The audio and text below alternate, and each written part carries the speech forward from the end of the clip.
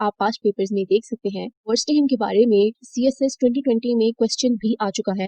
उसमें क्वेश्चन ये आया था कि what is meant by Verstehen by Max Weber in his theories.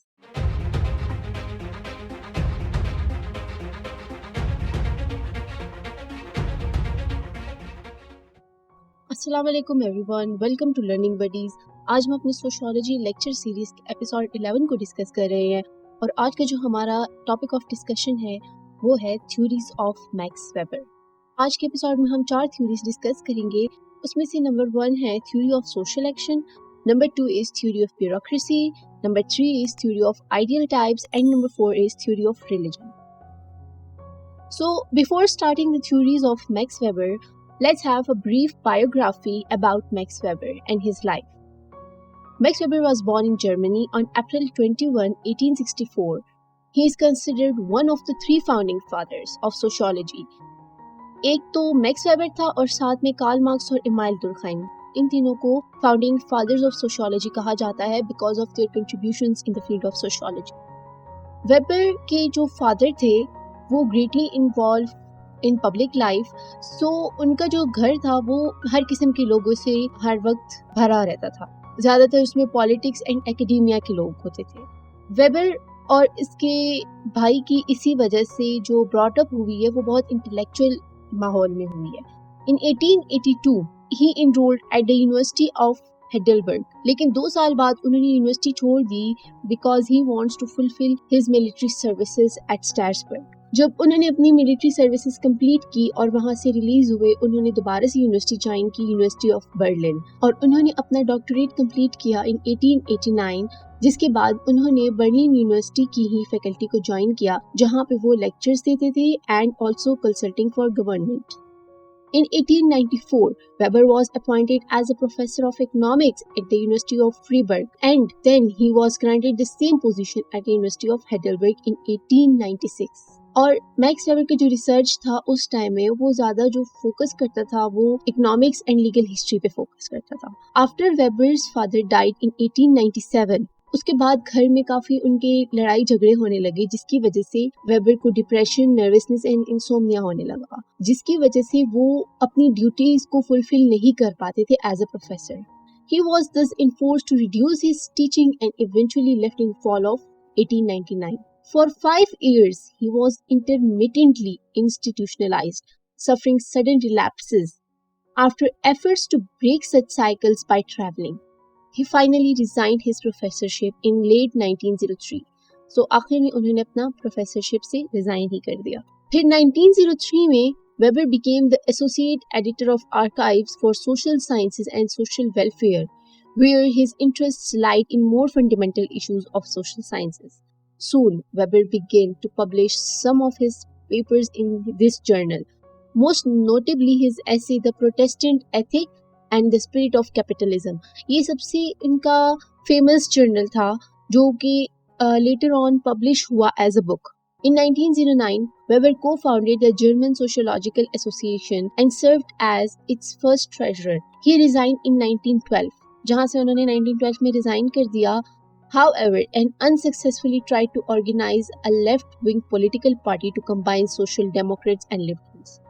At the outbreak of World War I, Weber aged 50. World War I के time weber की जो as थी वो 50 ईयर्स थी, जहाँ पे उन्होंने वॉलंटियरली सर्विसेज अपनी प्रोवाइड की, and he was appointed as a reserve officer and put in charge of organizing the army hospitals in Heidelberg, a role he fulfilled until the end of 1915. After assisting in drafting of new constitution and the founding of German Democratic Party, Weber became frustrated with the politics. He then taught at the University of Munich. तो हम weber की पूरी life history में देख सकते हैं कि उन्होंने अपनी पहली यूनिवर्सिटी ज्वाइन की, फिर उसके बाद उन्होंने आर्मी की सर्विसेज कंप्लीट की, उसके बाद उन्होंने दोबारा यूनिवर्सिटी ज्वाइन की, फिर उन्होंने जो है एज अ प्रोफेसरशिप उन्होंने अपना काम स्टार्ट किया, जिसके बाद उन्होंने पॉलिटिक्स ज्वाइन किया और उसके बाद वंस अगेन वो अपने आर्मी हॉस्पिटल्स में अपनी सर्विसेज उन्होंने प्रोवाइड की और at the end of his life उन्होंने दोबारा से यूनिवर्सिटी में प्रोफेसरशिप ज्वाइन की। सो हम उनकी लाइफ हिस्ट्री में देख सकते हैं कि वो एक चीज़ में कंसिस्टेंट नहीं थे। वो कभी डिप्रेशन की वजह से, कभी जो है फ्रस्ट्रेशन की वजह से उन्होंने अपनी फील्ड साथ साथ को चेंज करते रहे हैं। But at the end Weber died on June 14, 1920. So this was all about the brief biography of Max Weber. Now let's start his theories. His first theory is theory of social action. Weber ने ये कहा कि अगर हम society और social change को understand करने की कोशिश करते हैं तो हमें पहले सोसाइटी का स्ट्रक्चर और उसमें इंडिविजुअल्स जो एक्शंस परफॉर्म करते हैं उनको समझने की कोशिश करनी होगी, उनको फुली अंडरस्टैंड करने की कोशिश करनी होगी। वेबर की थ्योरी ऑफ सोशल एक्शन को हम 3 मेन पॉइंट्स में कंक्लूड कर सकते हैं। जो सबसे पहली बात है, ही आर्ग्यूड दैट वर्स्टेहिन को हम कहते हैं empathetic understanding which is crucial to understanding human action. जब हम किसी के साथ एम्पैथी शो करेंगे, हमें तब पता लगेगा, हम तब अंडरस्टैंड कर सकेंगे कि एक इंसान जो एक्शन परफॉर्म कर रहा है वो क्यों परफॉर्म कर रहा है। और अगर हमें एक बार ह्यूमन एक्शंस के बिहाइंड उसके मोटिव्स पता लग जाए तो हम उसके बाद सोशल चेंज को भी अंडरस्टैंड कर सकते हैं कि एक सोसाइटी में जो सोशल चेंज आता है वो क्यों आता है। A point at which he emphasized in his classic study, The Protestant Ethic and Spirit of Capitalism.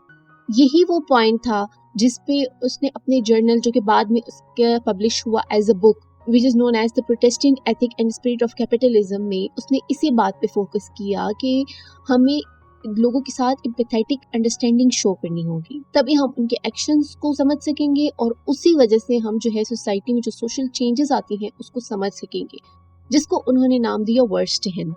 और ये जो है वर्स्टेहिन के बारे में CSS 2020 में क्वेश्चन भी आ चुका है, आप पास्ट पेपर्स में देख सकते हैं।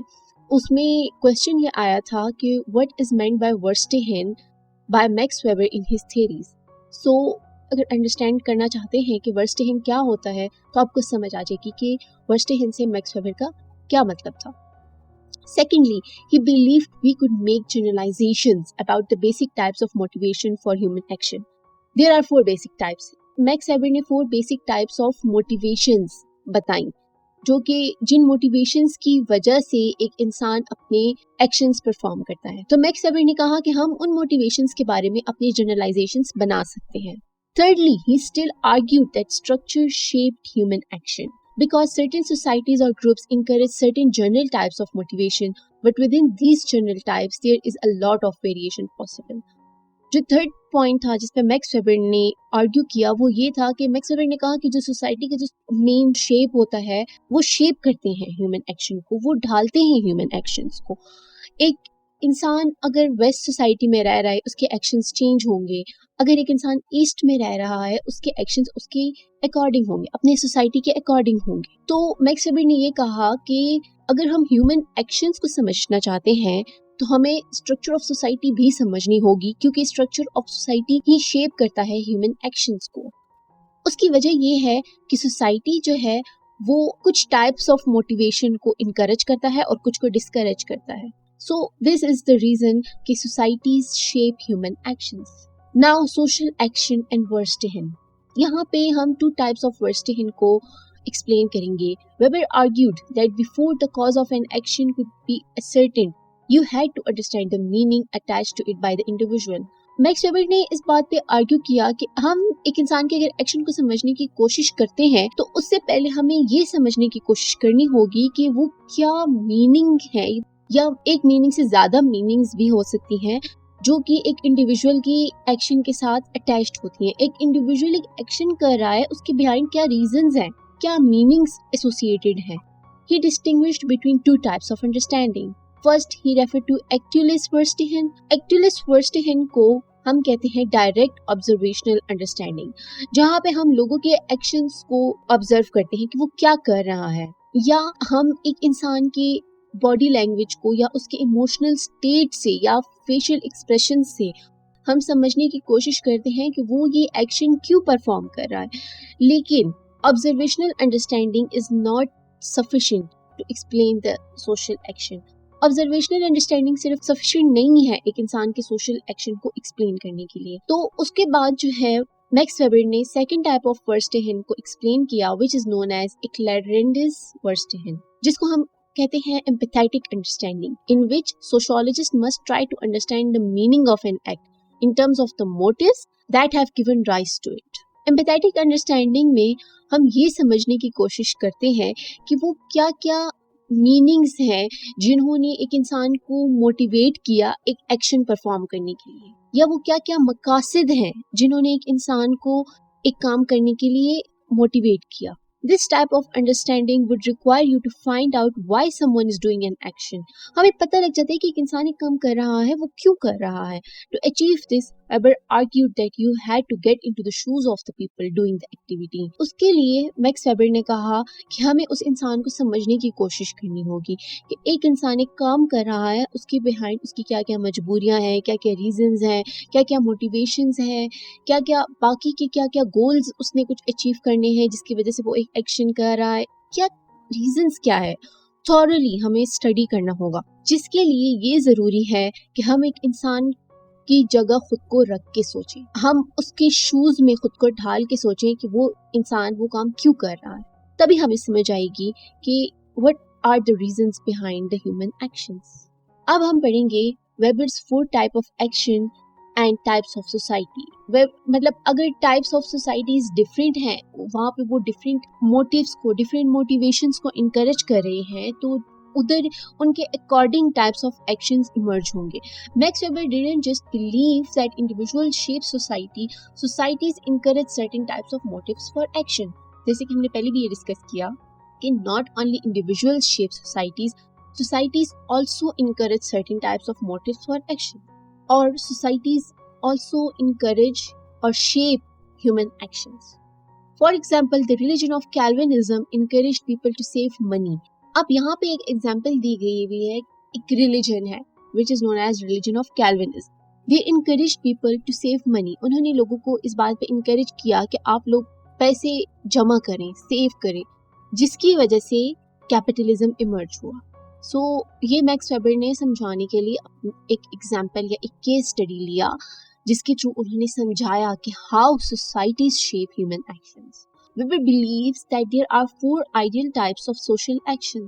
Ideal types are used as tools to look at real cases and compare them to ideal types to see where they fall. No social action is purely just one of the 4 types. Ideal types basically ideal types of social actions वो होते हैं कि हम mind में अपने एक perfect एक society या परफेक्ट एक एक्शन का कि हम ये करेंगे, हम वो करेंगे, लेकिन रियलिटी में उसके बरक्स होता है। So ideal types are basically they are measuring rods जिसके थ्रू हम कंपेयर कर सकते हैं, और ये मेंटल कंस्ट्रक्ट्स होती हैं। ये कोई आपके पास फिजिकली कोई चीज़ या कोई रॉड नहीं होती, ये आपका जस्ट मेंटल एक कंस्ट्रक्ट होता है जिसके थ्रू हमें पता लग जाता है कि हमने रियलिटी में क्या क्या अचीव किया और क्या क्या नहीं किया। आइडियली जो जो हमने सोचा था उसके बरक्स हमने क्या क्या अचीव किया। सो इस तरह आइडियल टाइप्स यूज होते हैं as a measuring rods. Traditional social action is the first type of social action. Traditional social actions में वो एक्शंस होते हैं which are controlled by traditions, the way it has always been done. जैसे कि एक काम होता आ रहा है, वो वैसे ही होगा, वैसे ही होगा, वैसे ही होगा। एक ट्रेडिशनली एक चीज जनरेशंस टू जनरेशंस चलती जाती है, उसको कहते हैं ट्रेडिशनल सोशल एक्शन। दूसरा है effective social action. Effective social actions में वो एक्शंस आते हैं which are determined by one specific affection and emotional state. You do not think about the consequences. हम इमोशनली जो डिसीजंस लेते हैं, या एक इंसान गुस्से में कोई डिसीजन ले लेता है या इमोशनल होके वो कोई डिसीजन ले लेता है, लेकिन वो उसके कॉन्सिक्वेंसेस को नहीं सोचता कि इसके अगर मैं ये डिसीजन ले रहा हूँ तो इसके क्या रिजल्ट्स होंगे। Number 3 is value rational social action. Value rational social actions वो एक्शंस होते हैं जो कि हमारा बिलीव होता है उस चीज पे कि ये हम ये काम करेंगे तो हमें ये अचीव होगा, ऑल्दो वो चीज अचीव हो ना हो, आपका बिलीव होता है। ज्यादातर इसमें वो रिलीजियस चीजें आ जाती हैं जिसमें हमारा बिलीव होता है। Actions that are determined by conscious believe, जैसे कि मैंने आपको कहा कि बिलीव होता है हमारा in the inherent value of a type of behaviour. अगर हम ये टाइप ऑफ बिहेवियर करेंगे तो हमें ये उसके फवायद होंगे। Instrumental rational social actions, actions that are carried out to achieve a certain goal. You do something because it leads to a result. हम अपने सामने एक गोल रखते हैं कि हमें ये काम करना है, हमें ये गोल अचीव करना है, तो उसके बाद होता ये है कि हम जो भी एक्शन करेंगे उस गोल को अचीव करने के लिए वो आएगा इंस्ट्रूमेंटल, रैशनल, सोशल एक्शन में। So these are the 4 types of social action discussed by Max Weber. अब हम एक एग्जांपल के थ्रू इन 4 टाइप्स ऑफ सोशल एक्शन को एक्सप्लेन करेंगे, जिसमें आप ये कंसीडर करिए कि एक बच्चा स्कूल जा रहा है, ठीक है। अब ट्रेडिशनली नंबर फर्स्ट जो था ट्रेडिशनल सोशल एक्शन में अब हम इसको कैसे रिलेट कर सकते हैं। ट्रेडिशनली एक बच्चा स्कूल या एक स्टूडेंट का स्कूल कॉलेज तो इस वजह से जाता है कि उसके अंकल्स, उसके आंटीज, उसके जो है पेरेंट्स, उसके ग्रैंड पेरेंट्स, वो सारे जो है स्कूल कॉलेजेस उन्होंने अटेंड किए हुए होते हैं। वो ट्रेडिशनली उनका एक ट्रेंड आ रहा होता है, तो इस बच्चे ने भी हर हाल में स्कूल कॉलेज जाना है, तो ये ट्रेडिशनल सोशल एक्शन में आ गया। अगर हम इसको अफेक्टिव सोशल एक्शन से रिलेट कर सकते हैं तो हम इसको इस तरह से रिलेट कर सकते हैं कि एक स्टूडेंट स्कूल या कॉलेज इस वजह से जाता है क्योंकि वो लर्निंग को इंजॉय करते हैं। तो अब ये उनका इमोशनल एक स्टेट है, वो इंजॉय कर रहे हैं, वो दिल से काम कर रहे हैं। ऑल्दो उनको एजुकेशन कंप्लीट करने के बाद अच्छी जॉब मिलती है नहीं मिलती वो अलग बात है, और ना एक स्टूडेंट उस वक्त उसके बारे में सोच रहा है कि उसके क्या क्या कॉन्सिक्वेंसेज होंगे, पॉजिटिव उसके इफेक्ट होंगे, उसके नेगेटिव इफेक्ट होंगे, लेकिन वो बस सिर्फ अपना शौक पूरा करने के लिए स्कूल जा रहा है। तो ये है इफेक्टिव सोशल एक्शन। अगर हम इसको वैल्यू रैशनल सोशल एक्शन से रिलेट करते हैं तो one may attend college because it's a part of his और हर रिलीजन, कि हर कोई जरूर एजुकेशन हासिल करेगा, ये उनका रिलीजन का एक पार्ट है। एंड फाइनली अगर एक बंदा अमेजिंग जॉब फ्यूचर में हासिल करने के लिए कोई काम करता है, दिन रात वो हार्ड वर्क करता है, पढ़ता है, स्टडीज करता है, so this was the 4 type of social action, जहाँ पे हम एक सर्टेन गोल रखते हैं और उस गोल को अचीव करने के लिए कोई एक्शन करते हैं। Now, this was all about the theory of social action. We will discuss now the theory of bureaucracy. Bureaucracy को हम पहले समझेंगे कि bureaucracy है क्या या bureaucratic system है क्या। The bureaucratic management theory introduced by Max Weber stated that to manage an organization efficiently, एक organization को efficiently अगर आपने manage करना है, उसके लिए सबसे पहले ये ज़रूरी है कि हमारे पास एक clear line of authority हो with proper rules, procedures and regulations. वो क्यों जरूरी होता है? क्योंकि अगर हम एक बिजनेस को या एक ऑफिस को एफिशिएंटली कंट्रोल करना चाहते हैं तो इसके लिए हमें सबसे पहले अथॉरिटी का एक प्रॉपर लाइन होना जरूरी होता है कि ये हायरार्की है, सबसे अपर हायरार्की में ये बंदे हैं, फिर उससे लोअर ये हैं, फिर ये है, फिर ये है, और इसके बाद हमारे पास प्रॉपर रूल्स एंड रेगुलेशंस होने चाहिए। उसके अलावा प्रोसीजर्स हमारे पास, जिस प्रोसीजर्स के को हम फॉलो करते हुए एक टास्क को अचीव कर सकें, उसके बाद ही हम एक बिजनेस ऑपरेशन को एफिशिएंटली रन कर सकेंगे, कंट्रोल कर सकेंगे। Bureaucracy refers to the possessing of control over group of people और एक्टिविटीज थ्रू नॉलेज, पावर और अथॉरिटी। या तो हम नॉलेज के थ्रू या पावर के थ्रू या अथॉरिटी के थ्रू हम एक ग्रुप ऑफ पीपल को या उनके एक्टिविटीज को जब कंट्रोल करते हैं, इसको कहते हैं ब्यूरोक्रेसी। ब्यूरोक्रेसी के जो थ्योरी है वो 2 मेन क्राइटेरियाज पे फोकस करती है। Number 1 is developing a hierarchical system in the organisation and number 2 is defining clear procedures, methods, rules and regulations to carry out business operations and transactions. अब हम discuss करेंगे types of power. Weber believed that there could be only 3 kinds of power in the organization. Number 1 is traditional, number 2 is charismatic, number 3 is legal rational. Traditional में ये होता है, एक workers होते हैं जिसको हम कंसिडर करते हैं एज सर्वेंट्स। वो डिपेंड करते हैं अपने लीडर पे और वो उनके लिए काम करते हैं एज सर्वेंट्स। जो उन्होंने रूल्स रेगुलेशंस उनके लीडर ने बनाए होते हैं वो उसको ब्लाइंडली फुलफिल करते हैं, फॉलो करते हैं। ये होता है traditional authority. Number 2 is charismatic authority. Charismatic power जो होता है या कैरिज्मेटिक अथॉरिटी जो होती है वो एक इंसान की एक्स्ट्रा ऑर्डिनरी पर्सनैलिटी होती है कि वो एक काम को या अपने वर्कर्स को किस तरह से मैनेज करता है, उनको कैसे मोटिवेट करता है ताकि वो अपने काम को अच्छे तरीके से कंप्लीट कर सके। ये कैरिज्मा या ये कैरिज्मेटिक पावर जो है वो ख़त्म भी हो सकती है with the managers lay off, resignation और demise. Number 3 is legal rational. In legal rational power, the workers either need to abide by the legal rules or naturally applicable laws. In short, all employees need to follow a consistent set of principles. एक इंसान को legal या through law एक power दी जाती है जिसको उस power के थ्रू वो अपने वर्कर्स के कामों को मैनेज करता है और वो workers they are needed to abide the rules and regulations जो कि सेट किए होते हैं उनके लीडर ने। अब ब्यूरोक्रेसी के कैरेक्टरिस्टिक्स क्या है? Number 1 is authority hierarchy. जैसे कि मैंने कहा कि हायरार्की होती है एक प्रॉपर, सबसे अपर लेवल, फिर उसके बाद लोअर, फिर उसके बाद लोअर, फिर उसके बाद लोअर। तो इस हायरार्की की वजह से एक काम अच्छे से एफिशिएंटली फुलफिल हो सकता है। Number 2 is formal rules and regulations. Her step पे, हर हायरार्की में प्रॉपर रूल्स एंड रेगुलेशंस होती है जिसको हर एक बंदे ने फॉलो करने होते हैं। Number 3 is division of labour होता है। हर इंसान को उनकी स्पेशलिटी के मुताबिक काम दिए जाते हैं। इसको कहते हैं डिवीजन ऑफ लेबर, कि जो इंसान जो काम कर सकता है उसको वो काम दिया जाए, तो इस तरह से वो अपने काम को एफिशिएंटली फुलफिल कर सकते हैं। Number 4 is career orientation.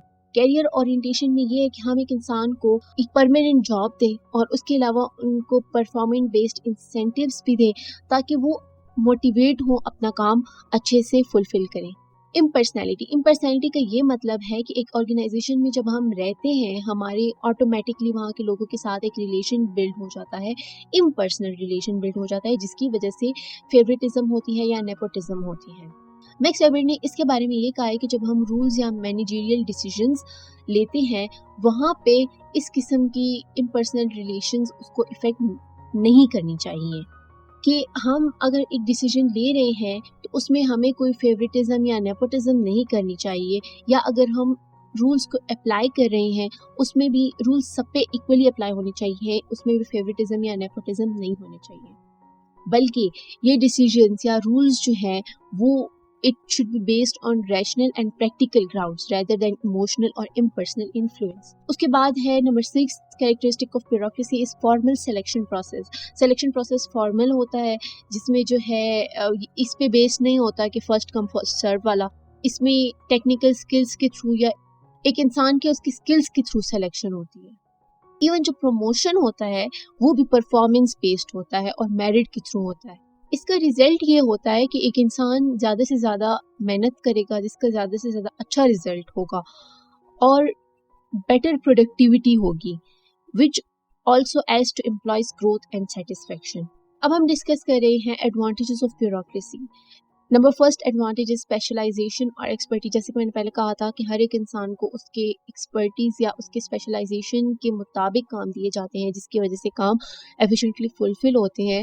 Number second is skill based recruitment होती है जॉब का, जैसे मैंने कैरेक्टरिस्टिक में इसका एक्सप्लेन किया था कि जो सिलेक्शन प्रोसेस होता है वो फर्स्ट कम फर्स्ट सर्व की बदौलत नहीं होता, वो एक इंसान की राइट प्लेस उसको दी जाती है उसके स्किल्स के according. Number third is predictability होती है। प्रेडिक्टेबिलिटी का ये मतलब है कि एक सिस्टमेटिक हायरार्की है जिसमें डिफाइंड रूल्स और मेथड्स ऑफ परफॉर्मिंग एक ही जैसे होते हैं, चाहे वो जितने भी कॉम्प्लिकेटेड टास्क हो एक ऑर्गेनाइजेशन में। उसमें होता ये है कि एक्शंस भी उनके सिमिलर होते हैं डिफरेंट सिचुएशंस में, क्योंकि एक ही तरह के वो एक्शंस परफॉर्म कर रहे होते हैं अपने रूल्स और रेगुलेशंस को मद्देनजर रखते हुए। तो इसमें ये हमारे लिए ये प्रेडिक्टेबल होता है कि हम एक काम अब ऐसे होगा तो उसका हम पहले से प्रिडिक्ट कर सकते हैं कि अच्छा उसका रिजल्ट ये होगा, क्योंकि वो एक कंट्रोल्ड इन्वायरमेंट होता है।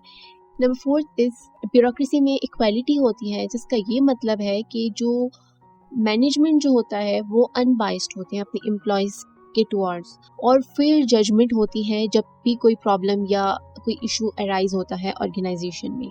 स्ट्रक्चर इसका सिस्टमेटिक स्ट्रक्चर होता है, डिफाइंड होता है with proper rules regulations methods procedures.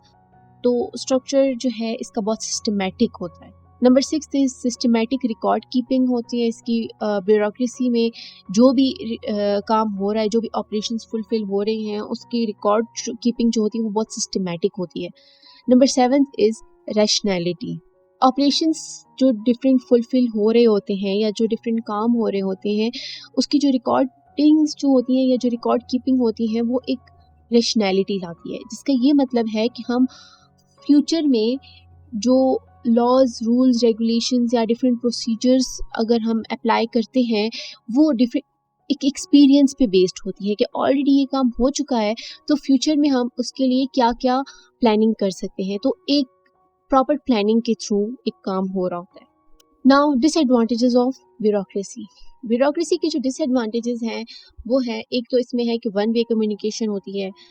One way communication का ये मतलब है कि अपर जो अथॉरिटी या अपर जो हायरार्की के जो लोग होते हैं वो अपने एम्प्लॉयज़ पे तो अपने रूल्स एंड रेगुलेशंस फॉलो करवा रहे होते हैं, लेकिन वो उनके प्रॉब्लम्स नहीं सुन रहे होते। तो इस तरह से एम्प्लॉयज़ में एक फ्रस्ट्रेशन आ जाता है। तो this is known as one way communication. Number second is exploitation of power. जो हायरार्की में जो अपर लेवल पे होंगे, जिनके पास अथॉरिटी होगी, वो अपने एम्प्लॉयज़ को एक्सप्लॉइट करेंगे। तो अपनी पावर की वो एक्सप्लॉइटेशन इस तरह से अपने पावर के थ्रू वो एक्सप्लॉइटेशन करते हैं। Wastage of time, efforts and money होती है। It involves the recording of all the business transactions. हमारे पास बिजनेस जितने भी बिजनेस ट्रांजैक्शंस होती हैं उन सब की रिकॉर्डिंग्स होती हैं या ऑपरेशंस टू क्रिएट डॉक्यूमेंट्स। ज़ाहिर है प्रॉपर रिकॉर्ड कीपिंग के लिए काफ़ी टाइम, एफर्ट्स और मनी चाहिए होती हैं। तो it's like a kind of wastage भी हम इसको कह सकते हैं, क्योंकि रिकॉर्ड कीपिंग इतना इम्पॉर्टेंट नहीं होता ताकि उस पे हम इतना टाइम, एफर्ट्स और मनी ज़ाया करें। Delay in business decision making. The top level management keeps the decision making authority with itself. Therefore, the lower managers have to rely upon the top level managers even in the case of any emergency or situations demanding immediate actions.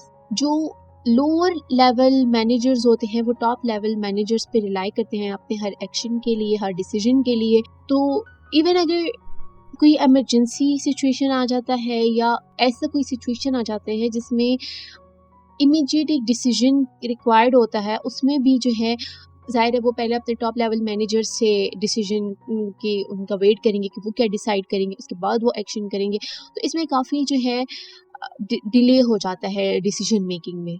Hinders innovation and creativity.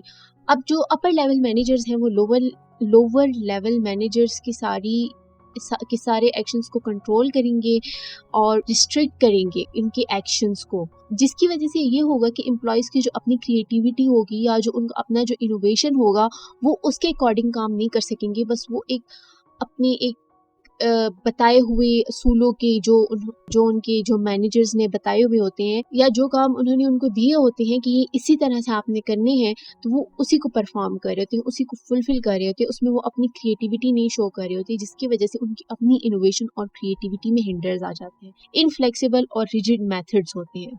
The bureaucracy theory does not entertain any change or modification in the management system, which makes it quite rigid. So this was all about the bureaucracy theory, its advantages, disadvantages, characteristic, definition. हमने सब कुछ पढ़ लिया bureaucracy के बारे में. Let's move on to the third theory of Max Weber, which is known as theory of ideal types. जिसके ideal types के बारे में हमने पहले भी बता दिया था कि ideal types are basically the mental constructs. कोई ऐसी चीज़ नहीं है जो physically आपके पास मौजूद हो, and it is one of the best contributions of max weber. उसकी वजह ये है कि मैक्स वेबर ने ये रिस्पॉन्सिबिलिटी सोशियोलॉजिस्ट्स को दे दी थी कि वो इस तरह कॉन्सेप्चुअल एक टूल्स बनाए जिसके थ्रू जो है हम रियलिटी और आइडियल टाइप्स को कंपेयर कर सकें, और उसने ये सारी रिस्पॉन्सिबिलिटी सोशियोलॉजिस्ट पे डाल दी थी कि वो इस तरह के कॉन्सेप्चुअल टूल्स डेवलप करें। आइडियल टाइप्स जो हैं वो एक ऐसे टूल्स होते हैं जो अपने हाईएस्ट परफेक्शन पे होते हैं। हम अपने दिमाग में एक परफेक्ट सिनेरियो रखते हैं, एक परफेक्ट सोसाइटी के बारे में सोचते हैं, एक परफेक्ट सिचुएशन के बारे में सोचते हैं, तो अपने हाईएस्ट परफेक्शन पे होता है। ये काइंड ऑफ मॉडल होता है एक, जिसको रियलिटी में जब हम कंपेयर करते हैं तो हमें पता लग जाता है कि हमने कौन कौन सी चीज़ें रियल में अचीव कर ली हैं और कौन कौन सी नहीं की। नंबर सेकंड जो इसमें पॉइंट है वो ये है कि ये एक मेंटल कंस्ट्रक्ट है। जैसे कि हम एक मॉडल लेते हैं कि हम दिमाग में सोचते हैं कि अच्छा ये एक चीज़ है, ये ऐसी होनी चाहिए। ज़रूरी नहीं है कि वो चीज़ ऐसे हो, लेकिन एक मेंटल कंस्ट्रक्ट हमने माइंड में एक चीज़ बना ली होती है। Number third is it should not be used as statistical data, because it should not be used as statistical data, but it should be used as a measuring rod from which we come to know about the difference between reality and ideal image of that thing, object or event. So this was all about the theory of ideal types. एक हमने easily आपको explain किया. The fourth theory is theory of religion. Max weber जो sociology of religion के साथ concern था, वो religion everyday life या political, administrative, economic, moral behaviour के बारे में नहीं है, बल्कि his study says that religion which is based on cultural needs, ज़्यादातर cultural needs के बारे में बात की गई है, of man has now added new dimensions to human life and human development. Weber suggested that Protestant institution and its ethics have played an important role in the development of their economy. Max weber की जो book है Protestant ethics in spirit of capitalism, जो कि publish हुई 1905 में, उसमें max वेबर ने एक लॉन्ग डिस्क्रिप्शन दी है जिसमें उसने थ्योरी ऑफ रिलीजन को प्रॉपर्ली एक्सप्लेन किया। उसमें मैक्स वेबर का मेन आइडिया ये था कि प्रोटेस्टेंट इंस्टीट्यूशन या उसके जो एथिक्स हैं, उन्होंने कैसा अपना रोल प्ले किया in the development of their economy, मतलब रिलीजन का इकोनॉमी से रिलेट किया मैक्स वेबर ने। The sociology of religion by Max Weber is a piece with all his sociology. His study promulgates that how far a particular sect of religion can influence the economic behavior of its followers. Main point यही है कि how the religion या how far the religion can affect the economic behavior of its followers. जो एक religion को follow कर रहे हैं, वो religion उनके economic behavior पे कैसे affect कर रहा है। जहाँ पे वेबर ने ये कहा कि Calvinist sect of Protestant Christian religion has strongest influence on the development of capitalism. ये उसने एक एग्जाम्पल दी कि जो कैल्विनिस्ट सेक्ट है प्रोटेस्टेंट क्रिश्चियन रिलीजन का, उनकी ही वजह से या उनका स्ट्रॉन्ग इन्फ्लुएंस रहा है on the development of capitalism. यहाँ पे वेबर ने एग्जामिन किया 2 पॉइंट ऑफ व्यूज को। The first is the influence of these religious doctrines on economy, कि हाउ रिलीजियस डॉक्ट्राइन्स जो है वो किस तरह इकोनॉमी को इन्फ्लुएंस करते हैं। Number 2 is the position of groups in the economic system. अब interrelationship between religious ethics and economy, अगर हम सोचें कि रिलीजन जो है वो और इकोनॉमिक्स जो है वो तो बिल्कुल डिफरेंट चीज़ें हैं, या रिलीजन और सोसाइटी बिल्कुल 2 डिफरेंट चीज़ें हैं। रिलीजन जो है वो कंसर्न करता है बिल्कुल डिफरेंट चीज़ों के साथ, जबकि इकोनॉमी जो है वो डील करता है practical business of working, producing and consuming. क्या ये 2 बिल्कुल अलग चीजें सेम हो सकती हैं? ऐसा मैक्स वेबर का सोचना था कि हाँ, ये हो सकती हैं।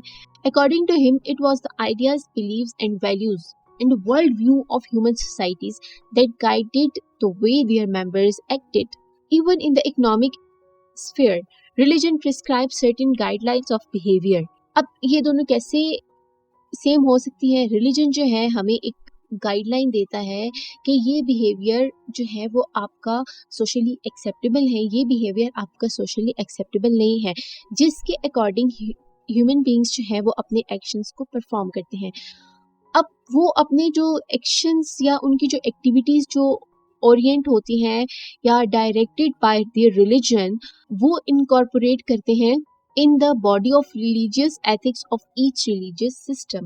Weber tried to establish relation between religious ethics on the one hand and economic behavior on the other. Weber also tries to substantiate or validate this idea with the help of comparative studies of various world religions. Max वेबर ने जो है अपने theory को explain करने के लिए और the relationship between the religion and economics को समझने के लिए उसने क्रॉस स्टडी की या कंपैरेटिव स्टडी की between the different religions of the world, जिसमें जो है उन्होंने Confucianism in ancient China, Hinduism in ancient India and Judaism in ancient Palestine, जिसको वेस्ट एशिया भी कहा जाता है, और इसके अलावा भी कई रिलीजन्स को उन्होंने स्टडी किया कि उन रिलीजन्स में ऐसे क्या क्या बिहेवियरल गाइडलाइंस है या ऐसे क्या क्या मोटिवेशंस वो रिलीजन्स प्रोवाइड करते हैं जो कि उनके मेंबर्स के एक्शंस को मोटिवेट करते हैं और वो फर्दर मोटिवेट करते हैं economic activities of these human beings. So this was all about today's lecture. If you have any questions, please ask in the comment section. Also, if you have any opinions or suggestions, please tell us in the comment section below. See you in our next episode. Stay positive, stay happy. Thank you. Allah Hafiz.